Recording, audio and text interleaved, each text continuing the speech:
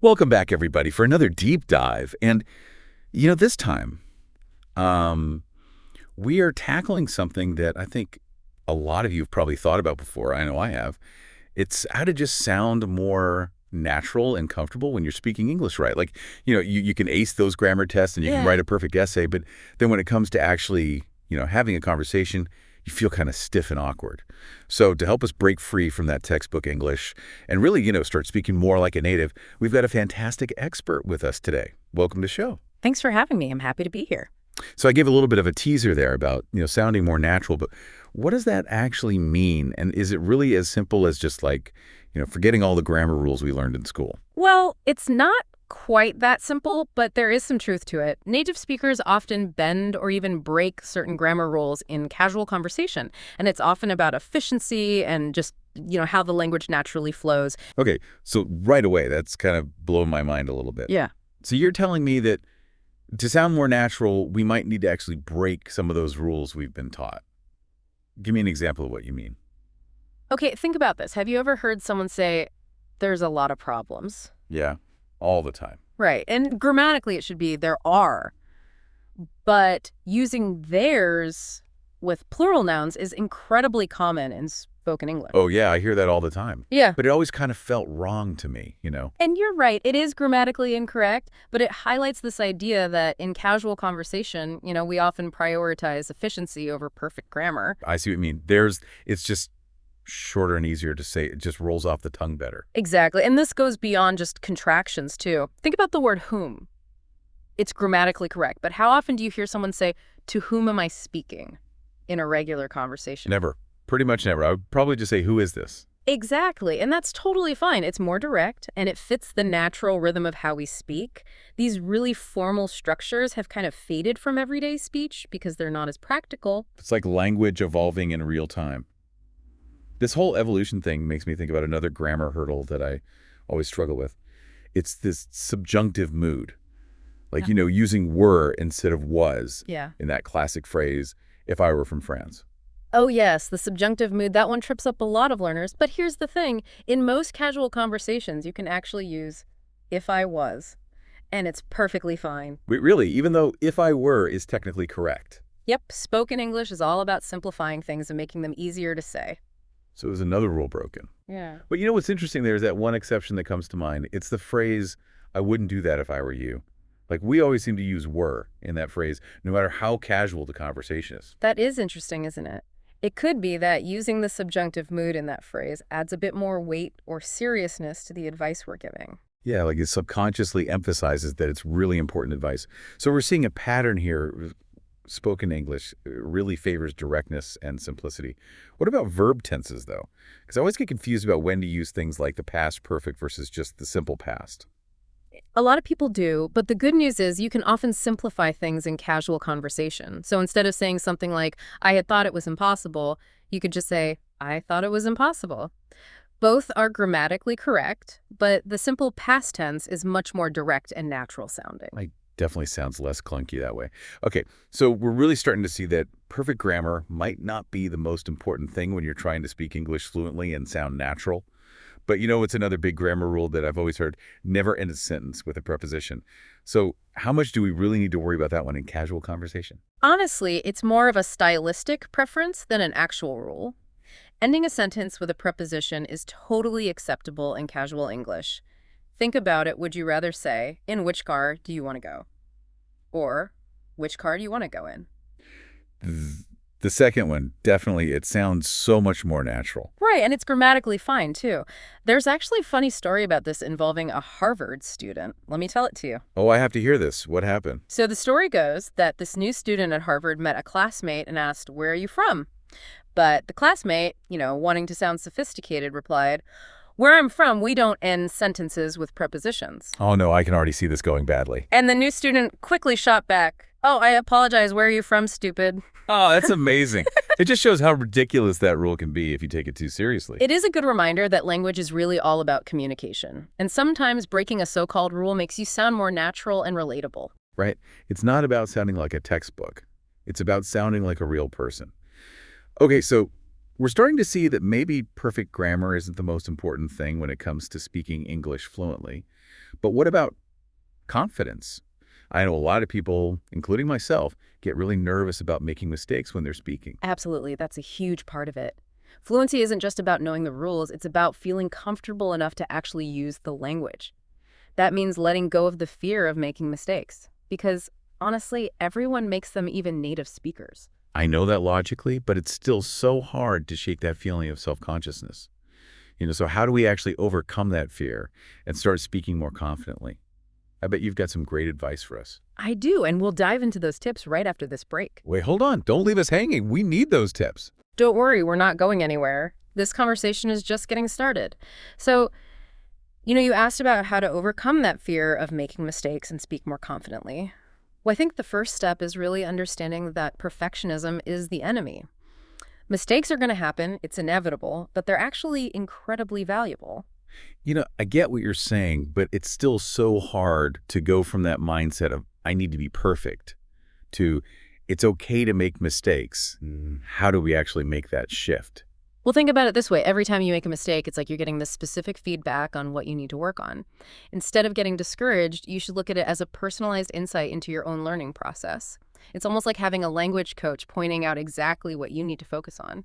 So instead of seeing a mistake as like a failure, I should see it as like a signpost pointing me in the right direction. Exactly. It's all about reframing your perspective. And remember, even native speakers make mistakes all the time. It's a normal part of using any language. That's actually really comforting to hear because, it's easy to forget that everyone stumbles over their words sometimes, no matter how fluent they are. Okay, so embracing those mistakes is key. What about practice, though?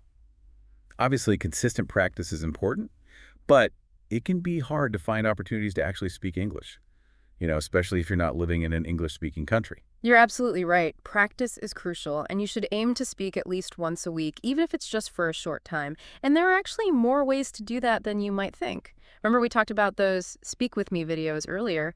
Those are a fantastic way to simulate a real conversation. Oh, yeah, those are great. It's like having a one-sided conversation, but without the pressure of a real person listening and judging you. Exactly. You can pause, rewind, practice your responses as many times as you need. It's a really safe space to experiment and just get comfortable with speaking. Another great option is finding language exchange partners online. That sounds fun.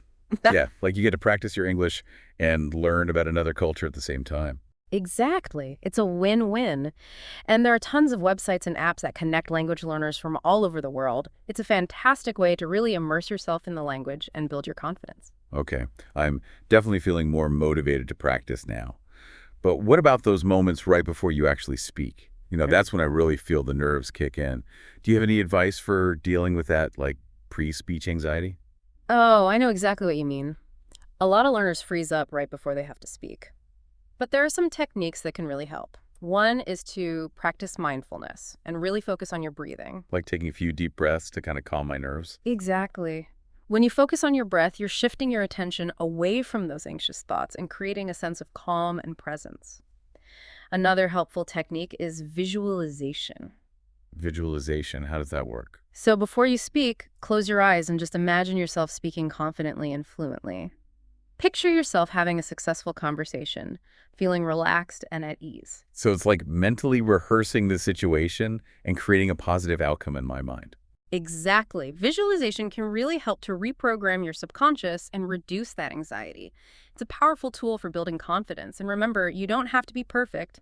Allow yourself to make mistakes, laugh them off, and just keep going. I love that it's like you're giving us permission to be imperfect, which is so liberating. It's really about shifting your focus from achieving this unattainable ideal of perfection to enjoying the process of communication mistakes and all. I love that it takes the pressure off and lets us have more fun with the language. So we've busted some grammar myths. We've talked about confidence and practice. But something you said earlier keeps coming back to me, that idea of spoken English, really prioritizing simplicity and efficiency. Do you think there's a deeper reason for that? Like it seems to go beyond just making things easier to say. That's a really interesting question. And you're right, it does go deeper than that. It really ties into the cultural context of spoken English. In a lot of English-speaking cultures, informality and directness are really highly valued in everyday conversation. So breaking those grammar rules isn't just about being lazy or taking shortcuts. It's actually a way of signaling that you're comfortable and relatable. Exactly.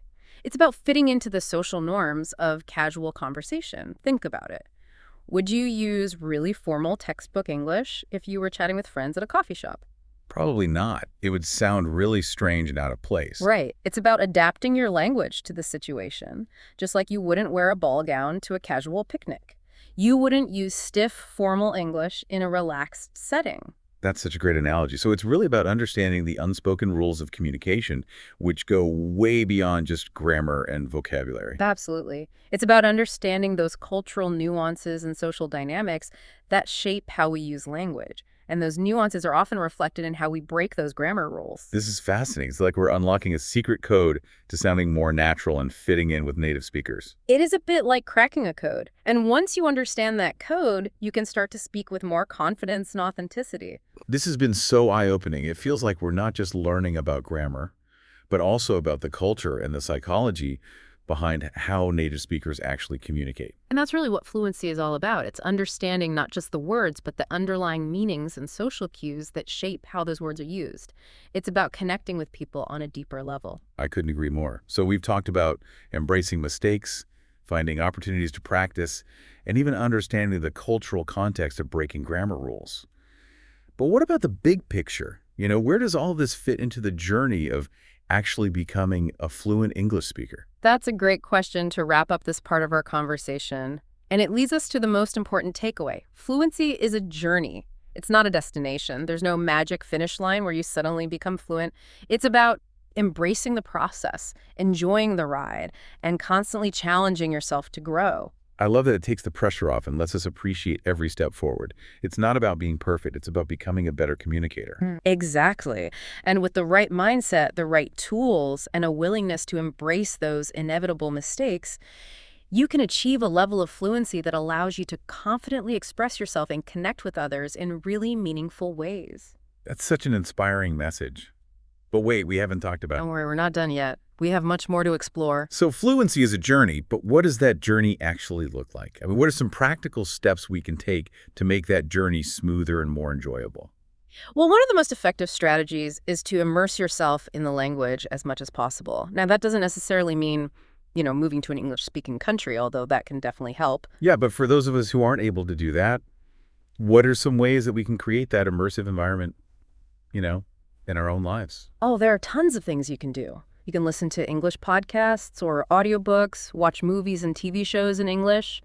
You can even switch your phone and social media settings to English. Oh, that's a great idea. Just surrounding yourself with the language, even in those small ways. Yeah, right. And it's not just about passively listening or reading either. You should try to actively use the language as much as possible. Think out loud in English. Talk to yourself. Describe your surroundings. Narrate your day. It's like making English a constant companion, almost like a soundtrack to your life. Exactly. The more you integrate English into your daily routine, the more natural and effortless it will become. I love that. Mm-hmm. It's about making English a part of who you are, not just something you study. Speaking of studying, you mentioned that perfect grammar isn't the most important thing in casual conversation. But does that mean we should just completely ignore grammar altogether? Oh, not at all. Grammar is still the foundation of any language. It's what allows us to construct meaningful sentences and communicate our ideas clearly. But it's about finding that balance between accuracy and fluency. So it's not about throwing all the grammar rules out the window. It's about knowing when you can loosen up a bit. Exactly. In casual conversation, it's okay to prioritize that natural flow and expression over perfect grammatical accuracy. But that doesn't mean ignoring grammar altogether. So how do we find that sweet spot? How do we know when to be a little more relaxed with the grammar? Think of grammar as a toolbox. You have all these different tools at your disposal, but you don't need to use every single tool for every single task. Sometimes a simple hammer is all you need. Other times you might need a more specialized tool. So it's about choosing the right grammatical tool for the job, depending on the situation. Exactly. In a casual conversation, you can often use simpler grammatical structures and still communicate effectively. But if you're writing a formal email or giving a presentation, for example, you might need to use those more sophisticated grammatical tools. It's all about being adaptable and using our grammar knowledge strategically. Okay, so I have to ask, what is one thing you wish more English learners knew about speaking fluently? Like, what's a common misconception that you'd like to debunk? One big misconception is that fluency is all about speaking quickly. But fluency is so much more than just speed. So it's not about talking as fast as you can. No, not at all.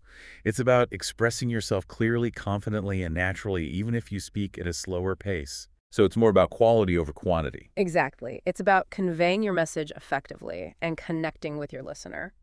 And how can we focus on that quality? How can we improve the clarity of our communication? Well, one helpful tip is to pay attention to your pronunciation, especially vowel and consonant sounds.